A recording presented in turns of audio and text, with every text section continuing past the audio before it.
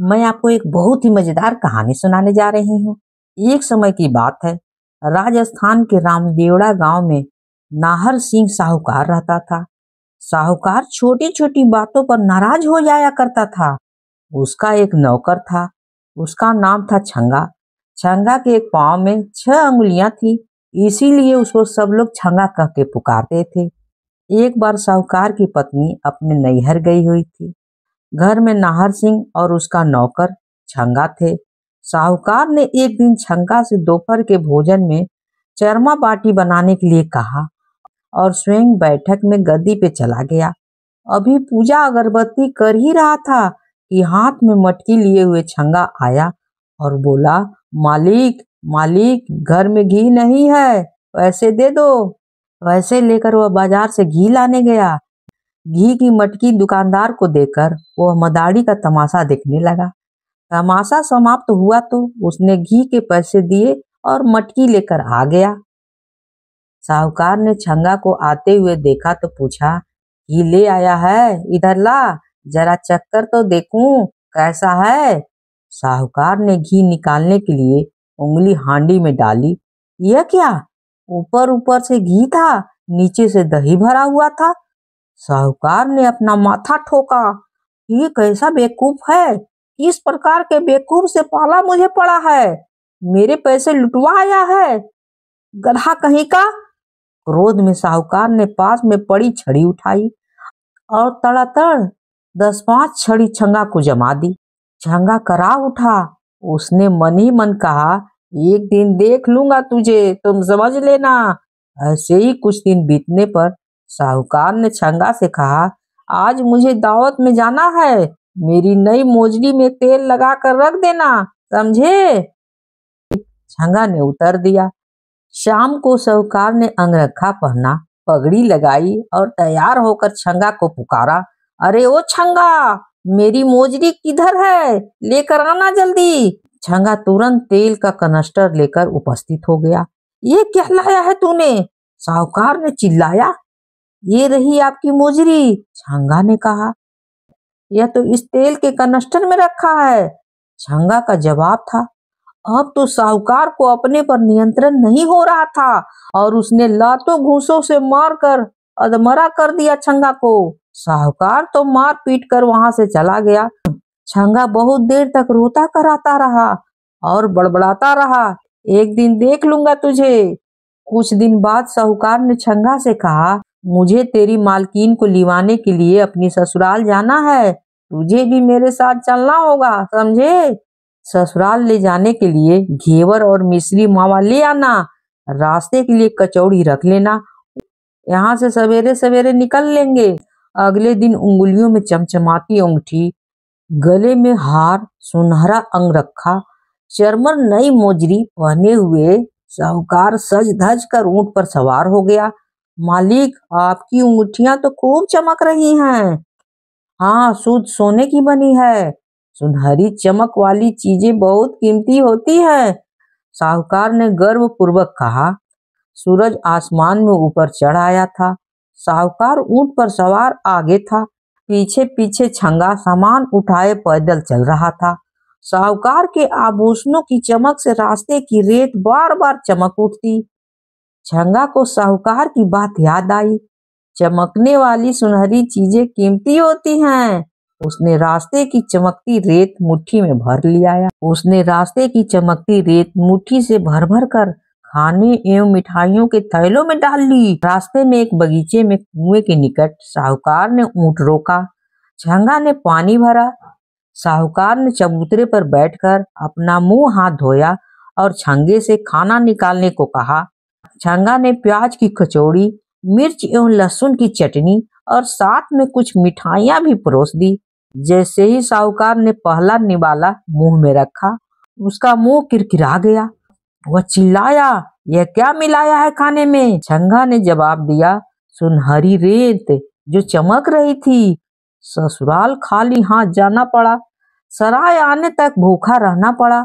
यह सोचकर साहूकार अपने क्रोध पर काबू नहीं रख सका। उसने फिर छंगा की मरम्मत की। छंगा कहता रहा, मालिक, मैंने क्या किया है, क्यों मारते हो मुझे? उसको अपनी गलती समझ में नहीं आ रही थी, पर मन में उसने साहूकार से बदला लेने की बात ठान ली। अब तो मैं इसको छोड़ूंगा नहीं, वह बोला। शाम हो रही थी, अंधेरा छाने लगा।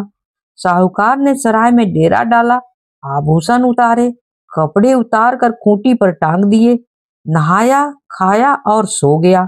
साहूकार को सोता देखकर छंगा को बदला लेने का मौका मिल गया। उसने साहूकार के आभूषण एवं कपड़े पहने। तैयार होकर उसने वहीं से कुछ मिठाइयां खरीदी एवं ऊंट पर सवार होकर साहूकार की ससुराल जा पहुंचा। वहां जाकर कहा, मैं तुम्हारे जवाई का मित्र हूँ। तुम्हारा जवाई पागल हो गया है और बिना बताए घर से निकल पड़ा है। मैं उसे ढूंढने निकला था, 2 कोस दूर पर एक सराय में पड़ा है। सुनते ही सब लोग दौड़ पड़े। वहां जाकर देखा, जवाई खाली जंघिया पहने लेटे हुए थे। अपने ससुराल वालों को अचानक सामने देखकर साहूकार हड़बड़ा गया। कहना कुछ चाहता था, मुंह से कुछ निकल रहा था। उसने कमरे में इधर उधर देखा, उसके आभूषण कपड़े वहां नहीं थे, छंगा कहीं दिखाई नहीं दे रहा था। सास ससुर ने दुखी मन से बड़ी कठिनाई पूर्वक साहूकार को ऊंट की गाड़ी में बिठाया और अपनी हवेली ले आए।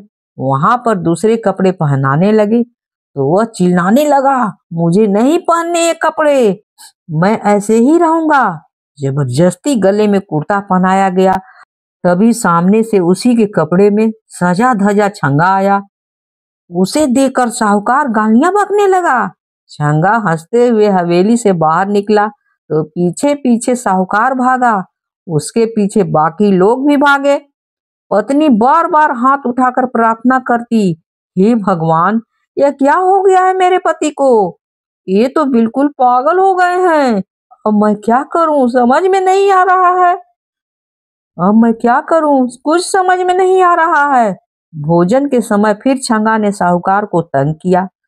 सब लोग इनको जरा भी ठीक से खिलाइए, 3 दिन से खाना नहीं खाया है। अब कोई कहे खीर खाओ, कोई कहे पूरी खाओ, कोई कहे चूरमा खाओ। खिलाने की कोशिश कर कर के सब हार गए थे। साहूकार सबके हाथ झटक झटक कर खड़ा हो जाता और क्रोध पूर्वक बोला, मुझे कुछ नहीं खाना है। इसी को मौल पकवान खिलाओ जो छंगा बैठा है यहाँ पर। मैं जा रहा हूँ। साहूकार सबको ढकेलते हुए पैदल ही चल पड़ा। थोड़ी ही दूर पर एक शिव मंदिर था। वहां जाकर वह एक कोने में बैठ गया। उसी मंदिर में उसकी दुखी पत्नी शिव जी की पूजा कर रही थी। वह भगवान से अपने पति की अच्छा करने की विनती कर रही थी। जब वो नारियल फोड़कर प्रभु के चरणों में चढ़ा रही थी तो साहूकार अपनी जगह से उठा और बोला, भगवान शिव के चरणों में फोड़ने की बजाय ये नारियल मेरे सिर पर फोड़ दे, समझे? इस अचानक हमले से पत्नी घबरा गई और उसने सचमुच में नारियल साहूकार के सिर पर दे मारा। नारियल तो नहीं फूटा, पर साहूकार के सिर से खून बह निकला। इतनी देर में पीछे पीछे साहूकार के ससुराल से भी कुछ लोग आ गए। जवाई के सिर से खून बहता देखकर सब उसे अस्पताल ले गए। छंगा भी यही सब तमाशा देख रहा था। अब तक उसे साहूकार को सताने में बड़ा आनंद आ रहा था, पर उसके सिर से खून बहता देखकर वो बहुत दुखित हो गया। सब लोग के पीछे वो भी अस्पताल पहुंच गया। उसने वहां जाकर सबको सच बात बता दी। मालिक पागल नहीं है, ये किसी भी छोटी सी गलती पर मुझे खूब मारते थे। मैंने अपने मन में कसम खाई थी कि एक दिन देख लूंगा इन्हें। बस मैंने अपना बदला ले लिया है। छंगा की बात सुनकर साहूकार ने मारने के लिए जैसे ही हाथ उठाया, छंगा ने कहा, एक दिन देख लूंगा, समझे?